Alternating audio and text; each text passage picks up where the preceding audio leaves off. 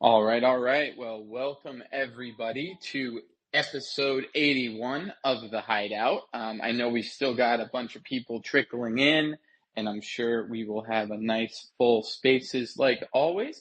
But while we are waiting for people to arrive, we can start with some introductions and get the ball rolling, because I know everybody is very busy these days, and time is of the essence. So without further ado, my name is Nick Frontera. I am one of the founders of Apollo Entertainment, the company behind Satoshiverse and the Legions 2029 game.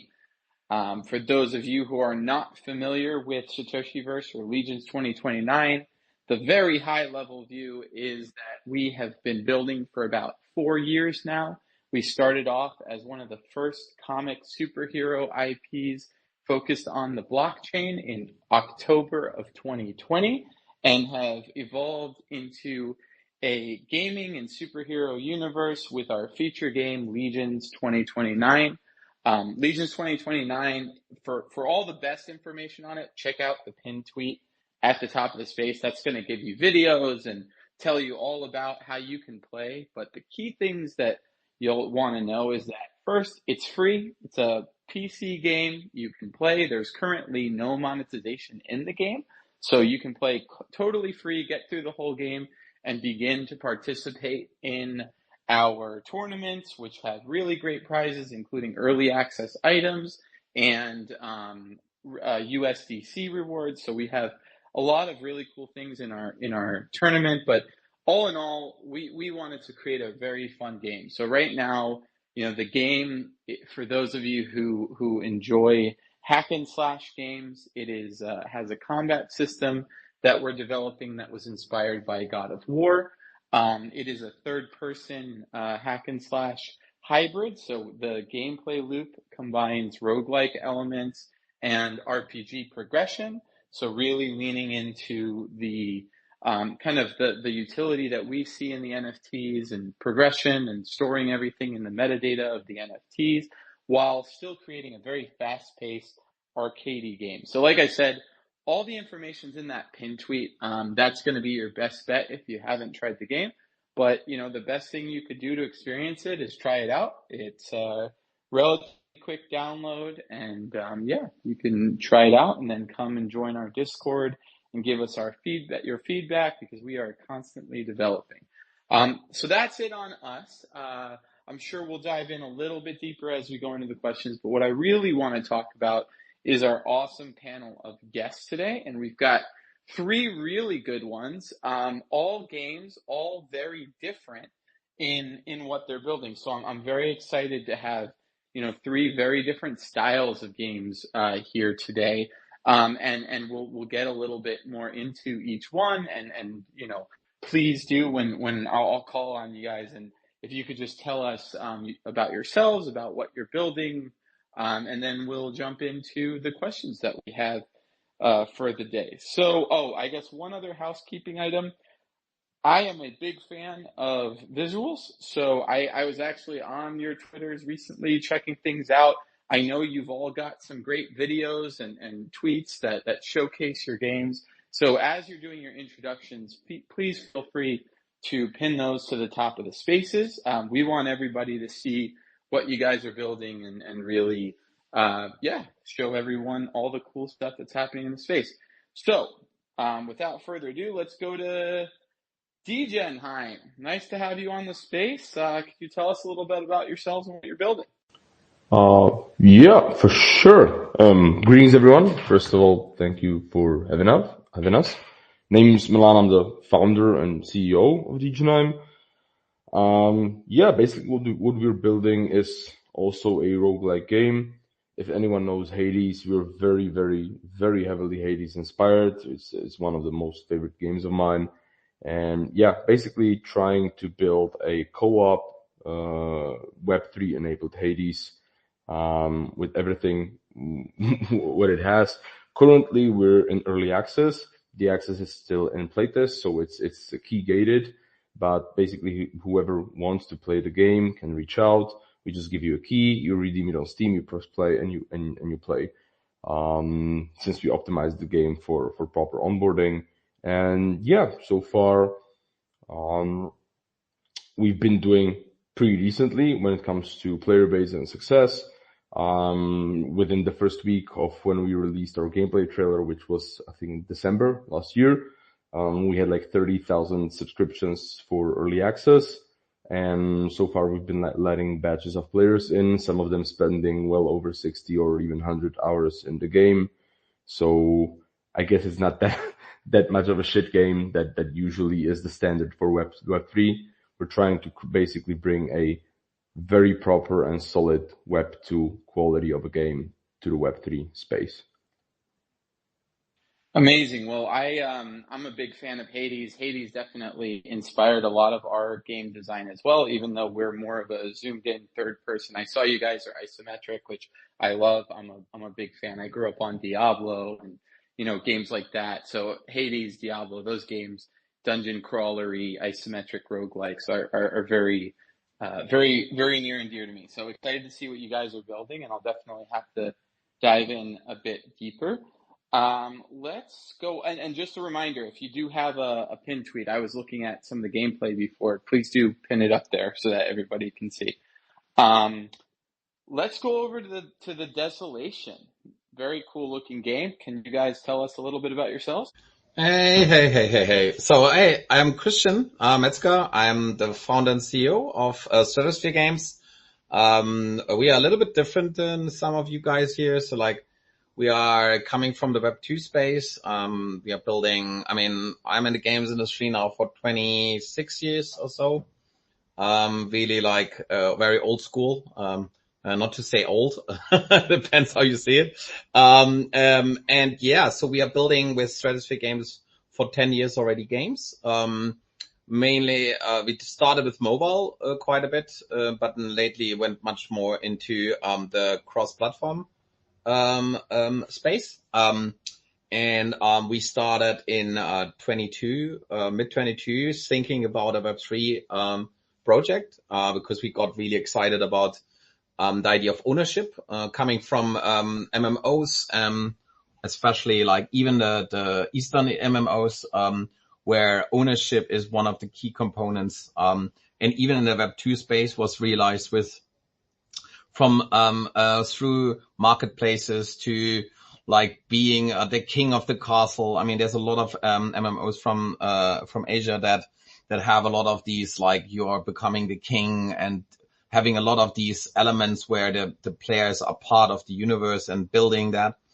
And that basically drove us to think about a Web3 game. And so we started creating the Desolation. Desolation is a top-down / third-person looter shooter for PC first at the moment. Mobile will come this late summer. And it is a co-op looter shooter. Just imagine something like Warframe, with a more like Diablo kind of experience. Some called it a Diablo shooter because of the perspective and everything. And, we do it together with Open Loot.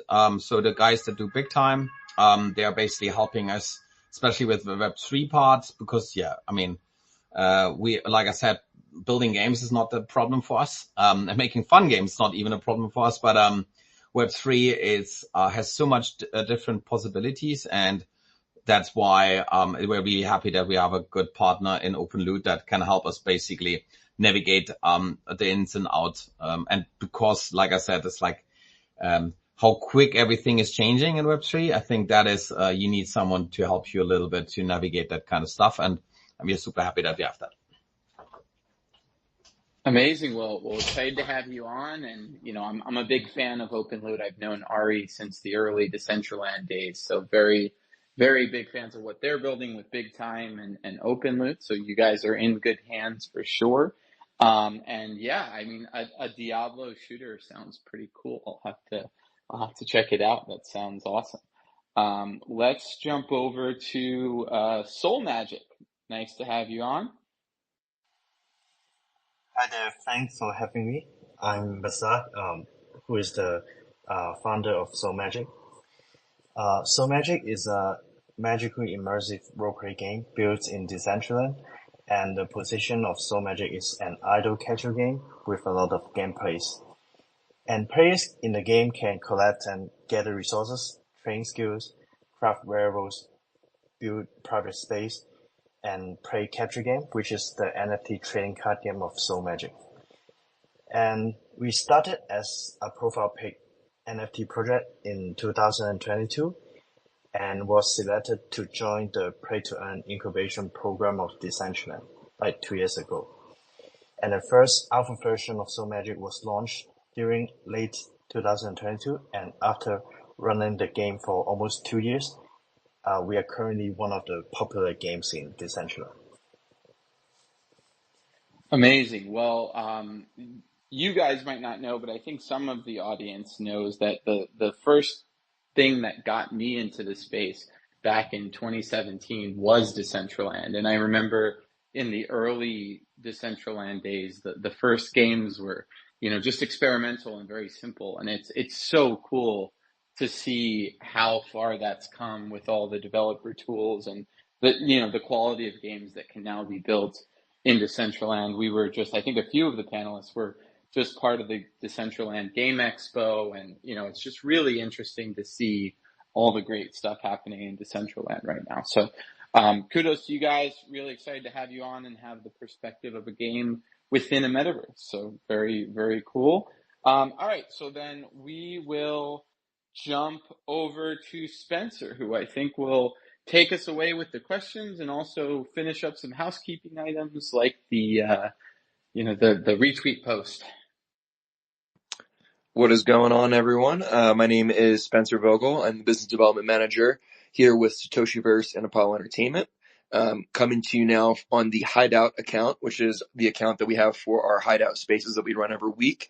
If you're joining us for the first time today and have not given the Hideout account a follow, we would definitely appreciate you guys doing that. We're trying to grow the brand here a little bit, so please give this account a follow. Before I get into the format of the space, real quick, going to pin a post to the top here. So the post that I just pinned to the top is going to be what we're using for our giveaway today. So the post that says "We're live." If you'd like to get involved in our giveaway, which is we're going to be giving away 5 Satoshi's crystals, which is one of our main in-game resources, which allows you to upgrade your items and characters in-game. Very important asset to have within the ecosystem. Basically all you have to do is retweet that tweet or repost that tweet that we just posted up the top that says "We're live," and then stick around until the end of the space when we choose a winner. And that is pretty much all you got to do. So appreciate that. And we'll give another reminder a little bit later in the space to do that. But thank you for everyone. I see a couple retweets coming in. And then moving on to our format for the space today. So we're going to start out with a group question for everyone. I'll call on someone to start, and then feel free to just jump into the conversation from there. Then we'll move into some individual questions for each of you guys, and then back to group questions at the end if we have time. So yeah, let's get into it. And then for our first question here, maybe Milan at Digenheim, maybe you could start us off on this one. So how do you perceive the current state of the metaverse and Web3 gaming industry? And what significant changes have you observed in the past year? Interesting question. Well, I think the most significant change and also like trend or course the market is taking is kind of maturing, right? Back in 2021, 22, everybody was crazy about metaverses. I was possibly one of the biggest critics of it because I kind of like found it pretty silly, and a lot of people hated me for that because I kind of was very skeptical, right? Everybody was talking like metaverse this, metaverse that. And in my point of view, metaverse is something like you have like a universe, then you have like a multiverse, and then you have like a metaverse, which by itself, meta implies is like a higher level of abstraction and compatibility. While everybody was building like our own metaverse, I was like, yeah, that kind of is a universe first and foremost.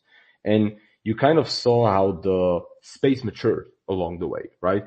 From everybody calling everything metaverse, people don't use the word so lightly, and also people now also look at it differently. Not everything is a metaverse, and not everybody is building a metaverse, and also the consumer, the common Web3 Joe basically is more cautious, and I think it's a good thing, because back in the day there were like a lot of scammy, shady projects that raised a lot of money from the common people's pockets on a false premise, and I don't think that is a thing of the present. I think that is a thing of the past mostly. You can't do it so lightly and so easily anytime of the week currently, and I think that's a good thing, right? Because it basically weeds out a lot of the fake ones, and it leaves space for those who actually meant what they were saying and had a serious plan, and had a serious vision, and are committed to actually execute it. So I think this is the best part, and it kind of also went from huge social stuff, just like Decentraland, right? Decentraland planned to be a huge thing. Actually, a friend of mine and a former colleague from gaming, since I also spent well over a decade in the industry, worked as a higher positioned guy in Decentraland. And even he told me that he saw the trend that people are basically walking away from all these big social metaverse platforms. But where this is going, not sure. But I know it kind of like matured and went away from this, which I for once think is a good thing.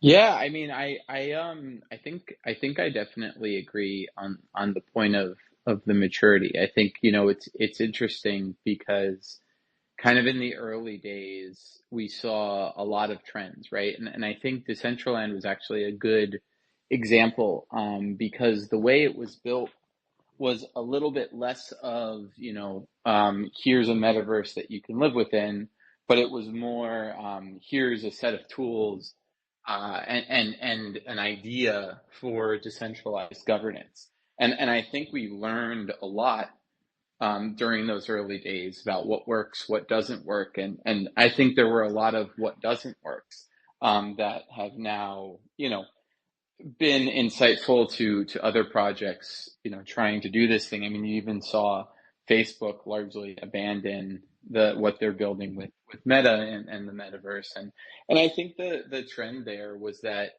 the world may not be ready for, these social, metaverses, especially with hardware being where it is and gaming being where it is. I mean, I think when we start to expand the concept of a metaverse and we look at Roblox and Fortnite, which to me are, two examples of metaverses, but gamified metaverses.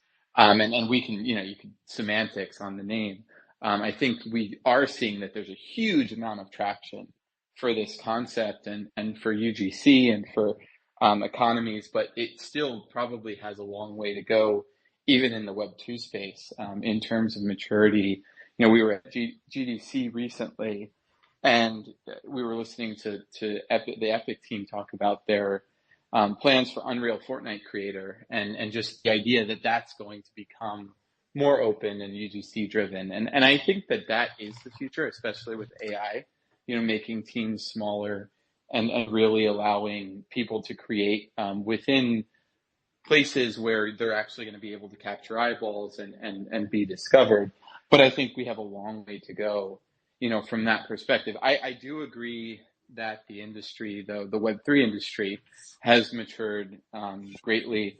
I think the only exception I would take is that, it's not possible to release scammy stuff. I mean, we've seen now, with this meme coin boom, probably the most blatant, examples of consumers not being smart about how they're investing their money and really just jumping at the new shiny object. And I think there's, exceptions to that rule, but I think we have to recognize that the user base in this space is all here for different reasons, right? And I think that as game developers and people participating on the building side of the industry, we're always going to be catering to a crowd that some of which is looking for that fun, adrenaline rush of gambling and hoping that, the bet they place goes up and, they're willing to embrace some of these kind of crazy mechanics that we saw in the PFP boom, in the ICO boom, and now kind of in the meme coin boom. And I think it's fair to say we're kind of in the tail end of that. And, I don't think anyone is surprised to see kind of that narrative dissolving.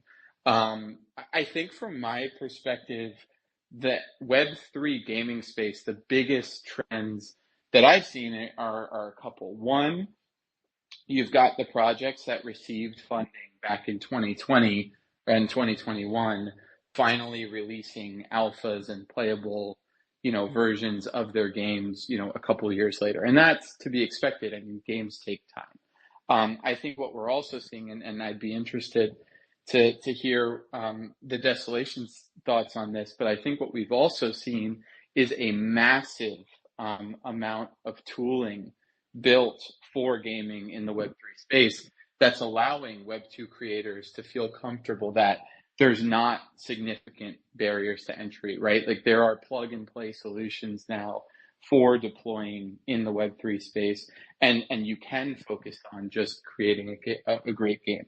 Now, that said, I do think that there are themes that have been in the Web2 space forever, right, with gaming and in terms of real money gaming that are present here, by default, that I think game developers still need to deal with, right? Because if you are creating Web3 games, you have a real money element built into it, and that can be troublesome for different types of games, specifically RPGs and MMOs and other, progression-based games where you want to avoid pay-to-win mechanics.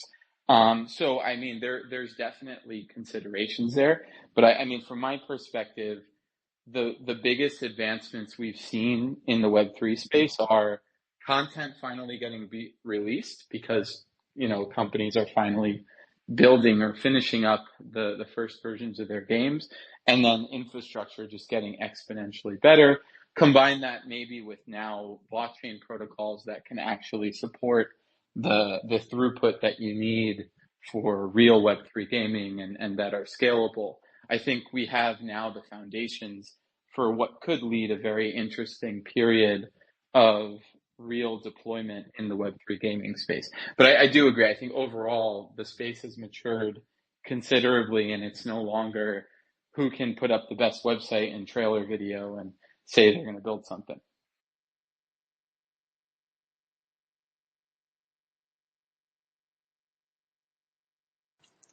Cool. Should we just continue, or like what do you want?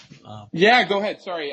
For these everyone questions, Okay. Feel free to jump in whenever. Yep. I mean, a few things from my end. I mean, I think one thing that has always annoyed me about metaverses, I don't think you can build a metaverse by trying to build a metaverse.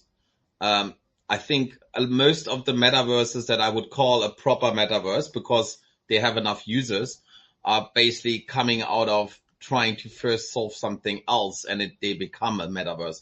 Fortnite is a great example for that. It didn't start as a metaverse, but because of the popularity of the game and the constant iteration and the constant blowing up of the scope and everything, it became one. And similar to Roblox as an example.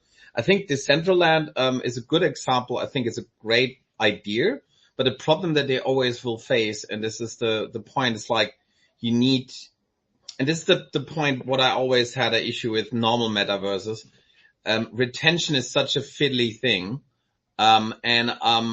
Retention without gameplay is so hard to do. Because then you need so this is how I see it even from our end, when we come originally from Web2, getting a critical amount of people. I worked on quite a few shooters in the PvP space, and the problem that you had back then when there was premium PvP shooters mainly, you had to make enough sales so there's enough people to play with each other. So free-to-play came along to basically open it up. But the point is, a PvP shooter was the moment you have not enough people to play with, it is not a successful game anymore. And I think that's one of the main issues that a lot of the metaverses that try to be a metaverse or are a metaverse, like the Otherworld and the sandboxes and Even something amazing like Decentraland has the issue with is like how many people are at any given time in this space and how many people are willing to participate. And I had a discussion with quite a few of these builders, and that's, I think, one of the hardest thing to do. Is like trying to build a metaverse where there's no game attached to it, and where fun is not such a crucial part, that you have such a wide audience in it that it becomes really a metaverse. Is for me not something that you can easily build from the beginning. You can try to build something that then becomes a metaverse the moment there's enough people in it, but it's like is a metaverse with two people already still a metaverse? I know that was a lot of metaverses. One other thing I wanted to mention is like when it comes to pay to win, there was an interesting thing from your end. Coming from free to play, the moment you have a co-op game, no one fucking cares about pay to win, because again, it's like in a co-op experience. I know that's already going into our next question soon, but it's like pay to win is there an issue when it goes to PvP, when you're like really competing. The moment you're working together on something, I think that's where most people are still fine a bit with pay to win. And we had long conversations about that, but so far we don't have an issue with that in the Desolation. It will be very interesting how when we are going open beta, which is in August already, how that will be done there. But I think that's the point. It's like something like pay to win is for us not so much of a problem if you're co-op. And I'm really happy if I have someone with me to defeat the dungeon and he has a really cool weapon that is a little bit stronger. I don't think no people minded that much. That's it from my end. Yeah, I think it's interesting, right? Because I think I agree with 90% of that. I think there's one notable counterexample that I'd be interested to hear your thoughts on, which was Diablo 3, right? Which wasn't really a PvP based game. There was definitely PvP elements, but I think the reason why the real money auction house failed and people hated it was because of farming and the game was a grind game, right? It was a game where you ran bosses, you did looting. But it was a premium game. You should, I mean, I'm coming, like I said, coming from 2, that's a completely different audience. Free to play players are already a very different audience. They don't mind that. 90% of the free to play games out there have, especially when it comes to Asia or mobile, have a not a pay to win, but like let's say pay to advance element to it, and no one cares or no one is very vocal because the games are free to access. And it's the same thing here. If you have a game which is free to access, everyone understands, even on the second layer, that people need to basically make money. So I think having that, I think it's mainly not an issue. But in the premium game, and that was the main issue, Diablo 3 was a paid game. And that was the main issue with the people. It's like that you basically, that you can basically, and this is, but I was even a game journalist many moons ago. That was one of the key components that the hardcore, old school premium audience, they hate when you have free to play like extra payment elements in a premium game. I think that's the key component. That was the main difference that made the big issue. Yeah, definitely interesting to see. I know, you have Diablo Immortal, which has largely been a flop, which is, free to play and has these pay to win elements. And I think people really dislike. I think it's just, like you said, it's the crowd, right? And I think that Diablo's crowd was a premium crowd. And so when they tried to release Immortal to that same crowd, it was, not what they were looking for. And I think in Web3, it's a really interesting kind of dichotomy there, because we actually have an audience, and I think that it's an interesting audience that in large part has been willing to spend hundreds of dollars on, different things related to projects, invest in IPs before they're there. And so I think it's interesting, right? Because if your target market is Web2 players, but offering them tooling that allows them to advance in certain ways, I think that's going to, and own items and whatnot, I think that's going to be very appealing in the long run.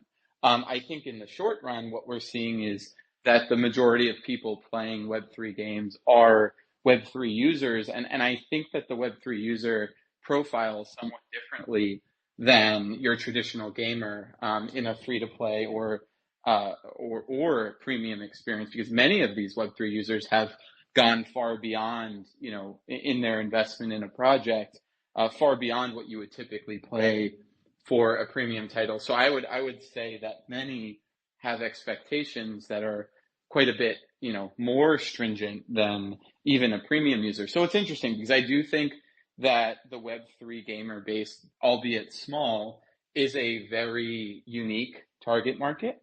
And I think that, what we learn is going to really, stem from how does this extend to the more general market, right? How does the idea of ownership extend? I think there's very low hanging fruit like aesthetics that make things very interesting. And I guess, if you think about, for example, Diablo Immortal, but if you were able to buy those items and then resell them eventually, I think that would make it a lot more palatable because people would get as far as they want to get. They'd spend the money that they want to spend and then potentially have some sort of exit route. I just don't know that would work with the underlying business model for which they develop the game. So it is really interesting, and I think especially with AI kind of reducing the time to market for games in the future, we're going to be able to see kind of some of these ideas play out with free-to-play premium experiences that don't need to extract a ton of value to be profitable. And you'll see, game houses really be able to produce some great games on a very low budget and not need to extract as much value. So I'm excited. I mean, I'm excited to see where that goes. And it's really cool to see, traditional Web2 companies come in and start thinking about how these real money elements play into the game, because I think the secondary market has to be very front of mind, when we're thinking about these things. So just very, very cool take. I appreciate it. Awesome. Well, if there are nothing else to add on that question there, then I'm going to move us along to individual questions here. So the first one is going to be to Christian. So how do you think Web3 technology can improve the co-op style gaming genre, especially around teamwork and player collaboration? That, like I said, I pick basically up where I left off, when I discussed it. I think, in a co-op experience, at least, our learning is that, getting someone, to support you. If you have as an example, if you have a leaderboard, challenge, what we have in our game, we have a leaderboard challenge, which will be, from August onward. You can also win NFTs and stuff in it. And if you have a leaderboard challenge and you have a buddy with you, which has some cool, like very strong, elements like supporting weapons and stuff like that, because our game is all about co-op. It's like, so basically playing it alone is per se feasible, but it's not the base state. The base state should be, we have classes that are working in a tandem and stuff like that. So, and what we did is, we did some really cool, unique, battle suits. Battle suits are basically our characters. And these battle suits have very different, abilities, which are basically attached to them. And so what we found out is like people get really excited about having these kind of, finding teams together where, people are trying to grind together. And I think this is, PvP games, and especially always just being a PvP player, is really cool for a more younger audience. But when it comes to older audiences, and this is the point, is like what also brings us back to our discussion before, it's like when and how do we want to open up our audiences? Because I think Satoshi is right in this regard that we have that the Web3 audience at the moment is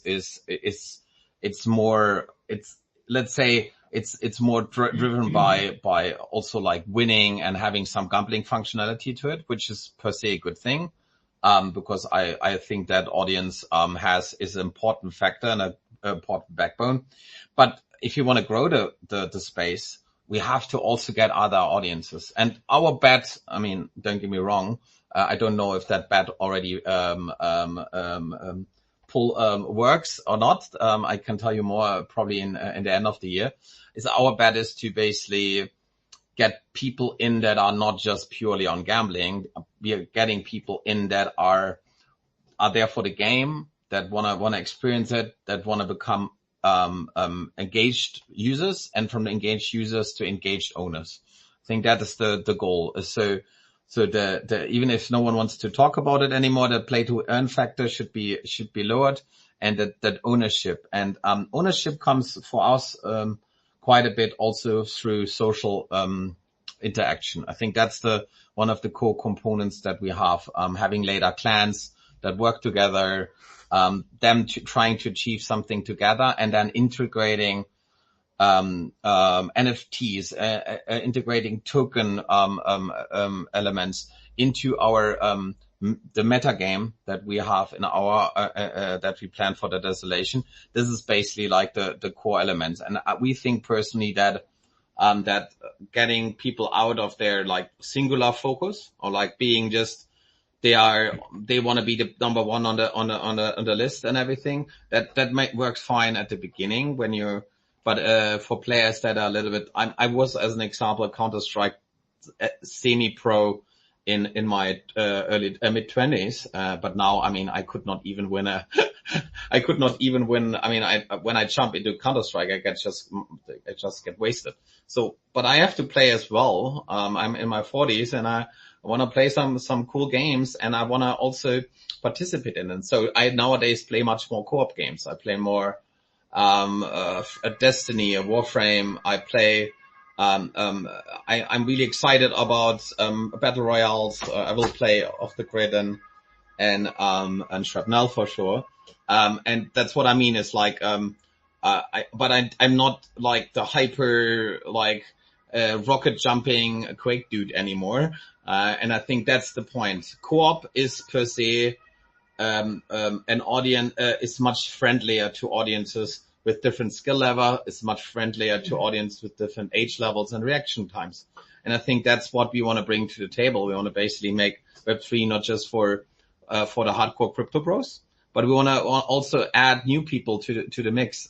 Because you saw one thing, it's like when the market is up, everything is nice and dandy. If the market is down, everyone is screaming for help. And this is mainly because the market and the audience is still limited, and you have to grow that audience. If you don't grow the audience, we will always be it will be always, I mean, and this is the point. It's like we are running a business now for 9 years, and you have to base a business also on stable income and also stable realities. And if the market is such a strong outside force, we have to change something in a way that we get to wider audience, because the more people are into Web3, the easier it will be for us to make sure that we don't fluctuate like crazy. It's like, I don't know if you heard the German government and American government, Mount Gox and fucking, movie 2K, whatever. And that also can directly tank the market. And these kind of things are really frustrating. And if you want to make a business, I think that's the only thing that I can say. I love Web3, really. I really love the whole, the collaboration, getting invited to Twitter space, like this, all that kind of stuff is great. But being so dependent on the market is sometimes really frustrating. I mean, it would be interesting to ask other people, but that is, here in a panel, but this is the only thing which is a little bit frustrating, because we want to focus on making great games, and I don't want to basically look over the shoulder every minute. Oh fuck, what happened now? And so when can we do the next sale? When does it make sense to do a sale, or do like a release or something like that when the market is down, or should we wait then for the next? These kind of things are just adding to your focus, and you lose then the focus on doing one thing, making a great game that is fun to play. Yeah, totally agree with a lot of what you said, and agree with your response there. Degenheim, you have your hand raised there. Very good points. Very good points indeed, have to admit. Also, gotta admit to all the co-op stuff versus PvP stuff. Certainly agree. I think also a key to this is actually viewing the whole thing of developing for Web3 as a non-binary relationship of Web2 and Web3. A lot of people, I'm not saying you did, but a lot of people view it as such that you either are you're Web3 and you have to be Web3 only, or you're Web2 and nothing in between. For example, I do remember one time I was at a conference and I was met by a person who actually bought Degenheim and so on, and she was very confrontational. That her claim was that we went for public or for private playtest on Steam, and because of that we're sellouts and we rocked our people because we can't be Web3, and it's not actually exclusive. And I think also the point of like withering the circumstances of the market, which I absolutely agree on what you said, is like when the bull market is there, and the bull market vibes, as people used to name it, those are impeccable. Everything flies. Everyone has a good mood. Everyone wants to try everything. Everyone dedicates the time. They play games. They grind stuff, whatever. When the bull market is not there, again, you lose a lot of people. And I think that's natural because a lot of people in crypto are solely motivated or mainly motivated by the financial return. They're not necessarily there for the game. They will grind the most atrocious, boring, tedious airdrops for the money instead of playing the enjoyable game, which yields them less. So I think kind of like withering the market storm is basically building something that erases the walls between Web 2 and Web 3, is attractive enough for Web 2 players, and can be used to monetize the classical Web 2 way alongside the Web 3 way.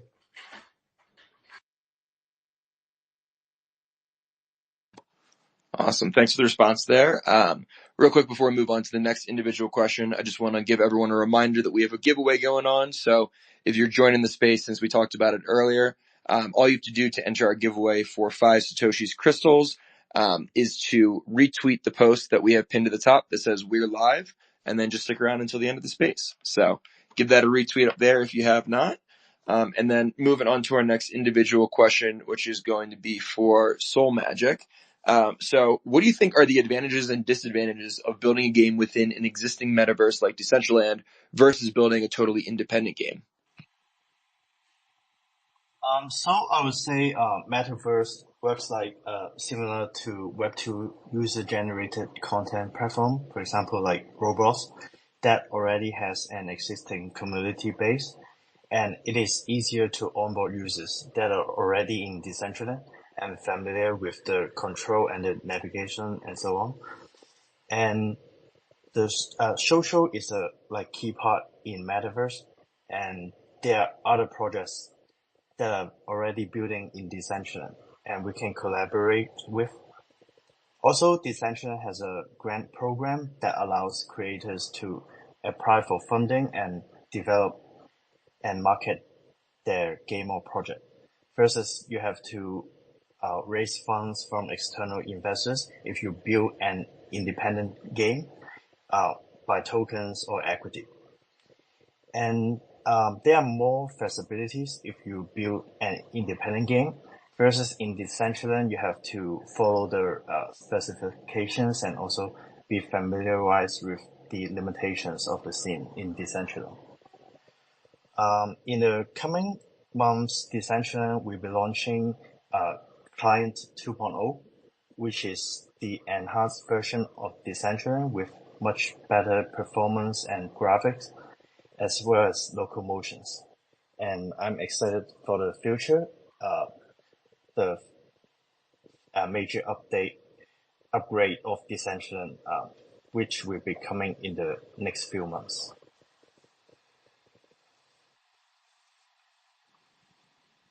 Yeah, absolutely. I mean, I think that when you look at the amount of the amount that the tooling has increased, and knowing that it's still getting better in Decentraland, it's really cool to see these games that are much more in depth. And one of the things I would love to see in Decentraland, and something that I think would benefit the platform greatly, is some sort of unifying experience, right? Something where players can create on their own land, or whatever it might be, but also something that goes across all of the land, right? Something, you look at RuneScape and the success that RuneScape has, and I think that something like Decentraland could profile very well with something like that. So yeah, I think there's definitely a place for gamified metaverses like Decentraland and the Sandbox, as more than just tools. I think what we could see is these things develop into kind of more casual gaming experiences that can be amplified by individual creators, and I'd love to see it go in that direction. As someone who really has enjoyed building a Decentraland for a long time. Awesome. Well, moving on to our final individual question here, and that is going to be to Degenheim.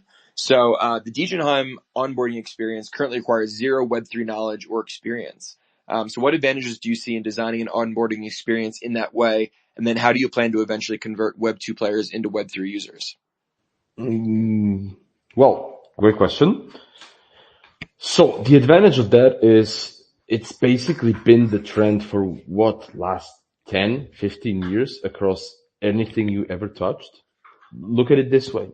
I could be here all day talking about this. Popular things. Look at Figma, right? When I started using Figma was the biggest underdog on the UX prototyping software market. There was Framer, there was Adobe XD, there was InVision Studio, Figma had the least amount of features. The nice part about Figma was that if you were used to work in Adobe Illustrator, you could go from 0 to hero in Figma within a week, and from 0 to being able to use it within a day. The onboarding experience was smooth and almost flawless. And where are they now? Figma was bought for $20 billion by Adobe. Adobe XD sucks dick compared to Figma. Framer is kind of struggling and had to rebrand to a more techie and more designer/developer tool, and InVision basically ended up dying. Bam. Cool onboarding, got you a lot of traction. It was free, and that gained you a lot of users. Now imagine if you were and there were other tools that I also tried, but even a better example is TikTok, right? TikTok's rose to fame due to the fact that you could actually use TikTok without ever having TikTok, right? Someone would send it to you, you could open it easily in the browser, and you could scroll inside the browser to get addicted. And it's the same in games, right? For example, if you have a mobile game, you spend a lot of time, money on user acquisition. But if the onboarding experience is shit, it's too slow, too fast, too hard, too easy, too boring, too challenging, people will churn away. Like, the survivability of mobile games is actually measured by the retention of your player base within the first 30 days. So if you don't have a very good onboarding experience, you have spent a lot of time and money on marketing, and the people will leave, and you'll be like, fuck, now I don't have money, and I don't have players, and they didn't spend shit here, I'm fucked. And it's the same here, right? So the advantage is that if you want to go into a classical Web3 game, you would be like, oh, connect wallet, and you're a Web2 normie, and you'll be like, the fuck is a wallet? Yeah, so you Google, well, I'm a blockchain. What blockchain is this? Ethereum. How do I create a wallet? How do I connect a wallet? How do I secure a wallet? How do I I have to go through all the seed phrase. And you wanted to try a game because you saw your favorite streamer play it. And suddenly you have 8 pages of documentation and 2 Google or 2 YouTube tutorials just to fucking play the game.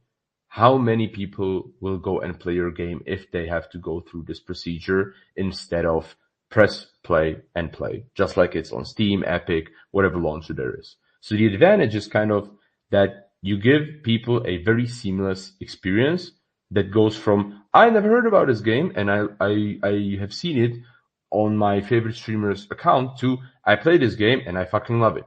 And then you keep playing. And that brings me to the conversion part. Is the same as TikTok. TikTok made you addicted to TikTok before you even had TikTok, because people could be sending TikToks to you and you could be scrolling those. The moment you clicked on like, comment, whatever, because you wanted to participate, you wanted to follow your favorite creators, boom, you got prompted to download TikTok. They didn't have to pay a single dime to convert you because you already were addicted. It's the same principle as everybody loves shopping, but nobody loves being sold to.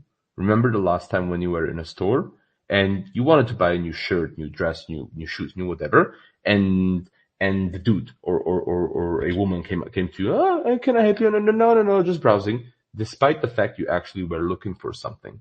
It's the same thing. If you already spent 10, 20, 30 hours in the game and be like, Joe, I fucking love this game. It's the same thing how free-to-play games monetize. If you've been playing Fortnite for a year, there's a high chance you actually own multiple skins, because it's actually cheaper than purchasing 3 or 4 AAA titles every year, so it keeps you occupied for the same time. And the game gave you a lot of hours of fun. And the same is here.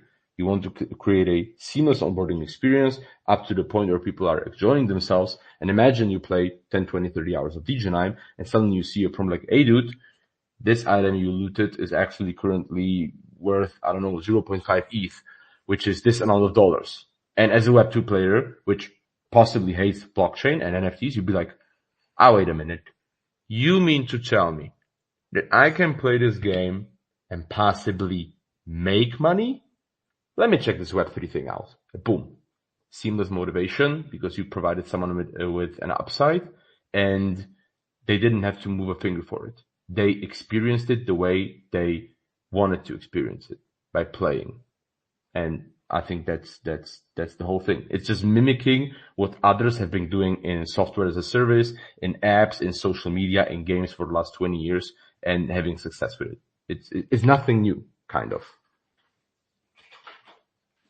Yeah, I couldn't agree more. And that's also been kind of our philosophy in how we're building out the game, building essentially a Web 2 version and a parallel Web 3 version, and then trying to build the bridges to make onboarding as smooth as possible. But I also am a big believer in people need to just be able to play the game, and it'll be way easier to hook them into the utility that we're providing. And really, honestly, it's interesting because, and I know we're short on time, so I'll keep it short.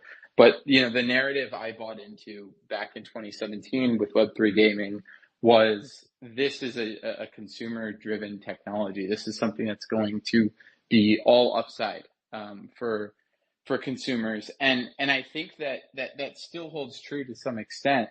But I think that what you're saying is the key, right? It's not so much that people aren't going to be interested in the ability to sell their item or the ownership aspects that come with Web3. It's people aren't interested in jumping through 1,000 hoops in order to do so. And so I think that's where we're starting to see huge advancements, with account abstraction and social wallets and kind of what we call Web 2.5.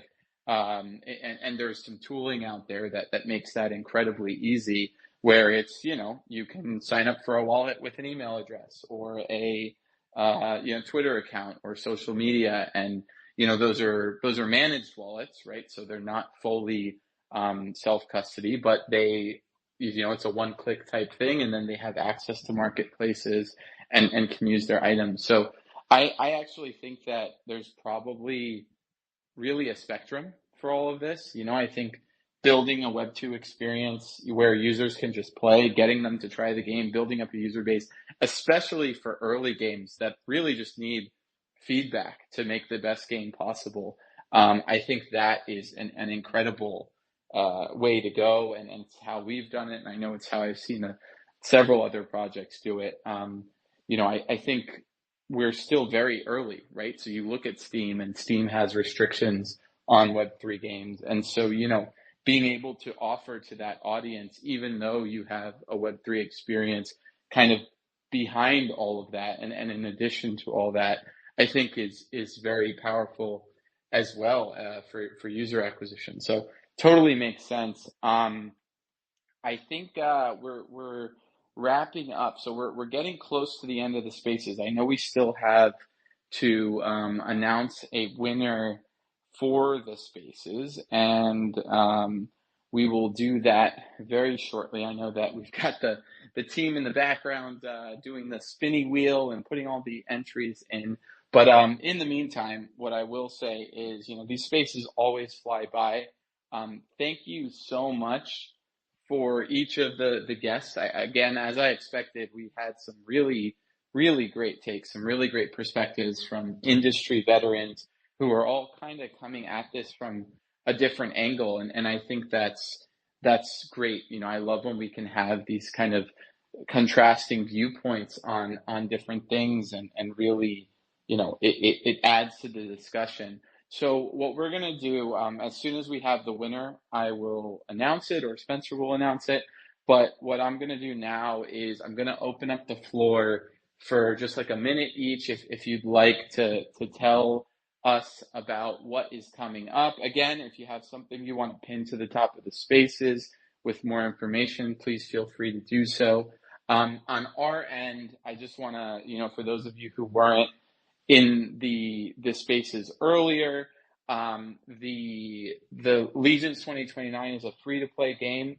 We're currently in alpha, and it's not token gated, so you can play it either by downloading it from our website or the Hyperplay launcher for the fully blockchain-enabled version. Check out the pin tweet at the top of the space. It has all the information. There's tons of rewards. We have a battle pass that you can complete and get lots of aesthetic items.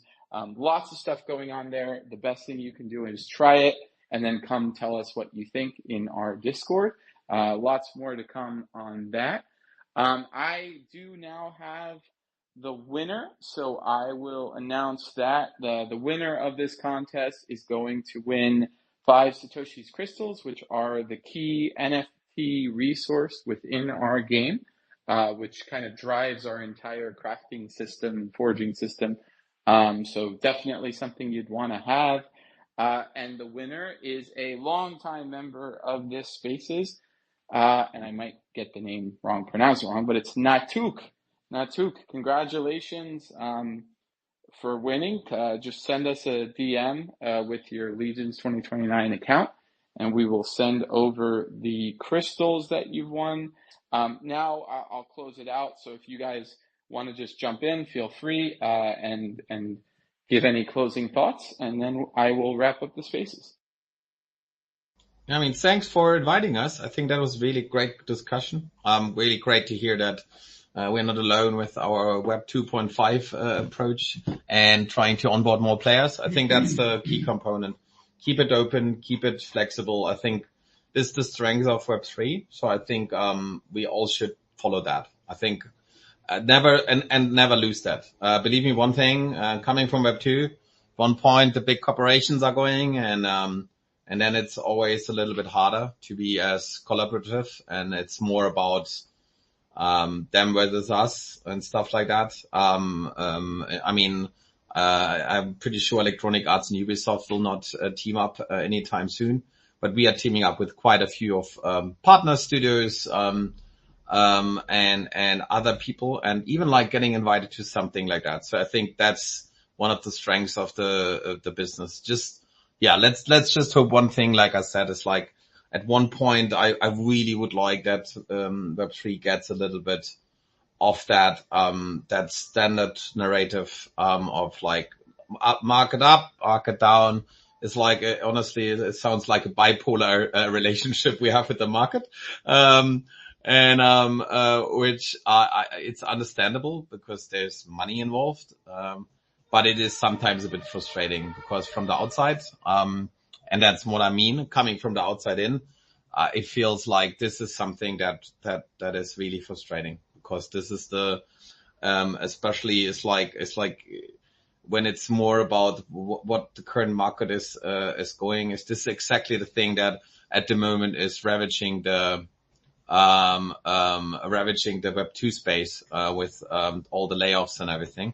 And it's the same thing. The market was up at Corona, and then the market was down, and now so much stuff got lost. And I think Web3 would be cleverer if at one point we get to the point that's big enough that we don't have this constant up and down. I hope that with some of the developments this year, we have a little bit, we don't go as much down as we did last year, like to the bottom. I hope that we are now at that point, but we'll see. Let's see what the next weeks bring.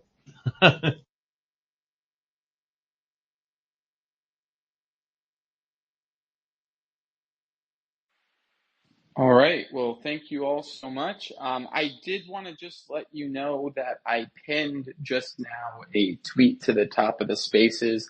Jose Delbo, for those of you who don't know, was the co-creator of the Satoshi the Creator character. He was a Marvel and DC comic artist who had a legendary career in the space, became one of the most collected crypto artists of all time, and did some incredible collaborations, including the first ever six-figure NFT sale, art NFT sale with Trevor Jones, who I see is in the audience. So salute to you, Mr. Jones. And then also an incredible collaboration with Hackatow that really set the comic space on fire. So he unfortunately, of course, passed away 6 months ago at the age of 90. But he, prior to passing, minted his final NFT collection. That collection is going to be offered on Nifty Gateway in 2 weeks. On July 23rd, to be more precise. It's going to be a very limited collection. We'll be posting more information about it very soon. But please check out the announcement tweet and show it some love. This is a very special one, obviously for me personally, but also for us and our project. So just, check it out, see what you think. I'm happy to give more information in DMs if any of you are interested. But again, I'm not sure everybody got to say their final words. So if Dijenheim or Soul Magic, if you want to say anything, I'll close the mic now. But if I don't hear anything, I will wrap up the spaces. Thank you, everybody, so much. Thanks a lot, everyone. Yeah, thanks a lot for having us. Really appreciate it.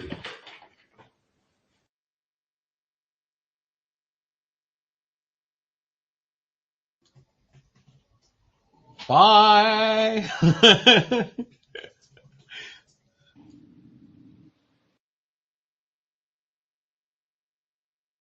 There's a slight delay. Sorry, guys. There's a slight delay between the speakers and the listeners. So I just have to wait until until they hear the last goodbyes in order to end the spaces. But we're all wrapped up.